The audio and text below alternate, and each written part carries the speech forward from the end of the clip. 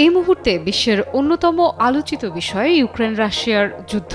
দেখতে দেখতে ইউক্রেন রাশিয়ার যুদ্ধ 4 বছরে পা রাখল। সম্প্রতি ইউক্রেন রাশিয়ার যুদ্ধ অবসানে সৌদি আরবের রাজধানী রিয়াদে আলোচনায় বসেন শক্তিধর দুই দেশ, যুক্তরাষ্ট্র ও রাশিয়ার শীর্ষ কর্মকর্তারা। যদিও এ আলোচনার টেবিলে ঠাঁই হয়নি যুদ্ধরত আরেক দেশ ইউক্রেনের। 3 বছর আগে রাশিয়া ইউক্রেনে সর্বাত্মক হামলা শুরু করার পর এই প্রথম যুক্তরাষ্ট্র ও রাশিয়ার কর্মকর্তাদের মধ্যে সরাসরি বৈঠক এটি। এ বৈঠকের ফলাফলের প্রশংসাও করেন রুশ প্রেসিডেন্ট ভ্লাদিমির পুতিন।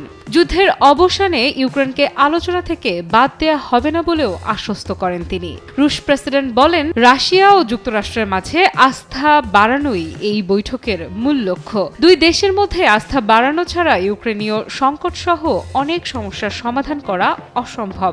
ইউক্রেনের প্রেসিডেন্ট ভলোদিমির জেলেনস্কিও বলেন, কিয়েভকে ছাড়া কোনো শান্তি চুক্তি মানবে না ইউক্রেন। সার্বভৌম দেশ হিসেবে আমাদের অংশগ্রহণ ছাড়া আমরা এই ধরনের কোনো চুক্তি মেনে নেব না। আমরা চলতি বছরেই আমাদের নিরাপত্তার নিশ্চয়তা চাই, কারণ আমরা এই বছর যুদ্ধ শেষ করতে চাই। রুশ প্রেসিডেন্ট বলেন, আমরা কারো ওপর কোনো কিছু চাপিয়ে দিচ্ছি না। আমি ইতোমধ্যে শতবার বলেছি যে তারা যদি চান তাহলে আমরা আলোচনার জন্য প্রস্তুত। দয়া করে এসব আলোচনা অনুষ্ঠিত হতে দিন। আমরা আলোচনার জন্য টেবিলে ফিরে আসতে প্রস্তুত।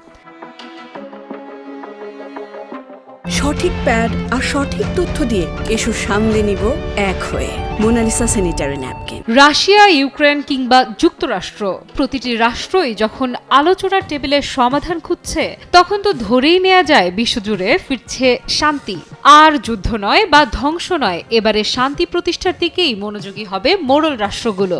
এমন সময়ে রাশিয়ার পক্ষ থেকে এলো ভিন্ন বার্তা। দেশটির প্রেসিডেন্ট ভ্লাদিমির পুতিন ঘোষণা করেছেন, রুশ সেনাবাহিনীকে আরও শক্তিশালী করতে চলেছেন তিনি। যুদ্ধাবসানের বৈঠকের ডাক দিয়ে সেনাবাহিনীর সক্ষমতা বাড়ানোর মতো সাংঘর্ষিক সিদ্ধান্ত নিয়ে এই বিশ্বনেতা জন্ম দিয়েছেন নতুন প্রশ্নের। কেন হঠাৎ সেনাবাহিনীকে ঢেলে সাজাতে চাইছেন ভ্লাদিমির পুতিন? এমনিতেই চিরশত্রু বলে পরিচিত যুক্তরাষ্ট্রের সঙ্গে হঠাৎ করেই অতি বন্ধুত্বপূর্ণ ব্যবহার, আবার যুক্তরাষ্ট্রেরই শত্রু রাষ্ট্র ইরানের সঙ্গে 20 বছর মেয়াদী কৌশলগত চুক্তি স্বাক্ষর, সব মিলিয়ে এই বিশ্বনেতা যেন কি করতে চলেছেন তা বোঝা ক্রমেই ধরাছোঁয়ার বাইরে চলে যাচ্ছে। সম্প্রতি তিনি বলেছেন, ইউক্রেনে তার দেশের সেনারা নিজেদের জীবনের ঝুঁকি নিয়ে রাশিয়ার ভবিষ্যৎ এবং জাতীয় স্বার্থ রক্ষায় লড়াই করছে।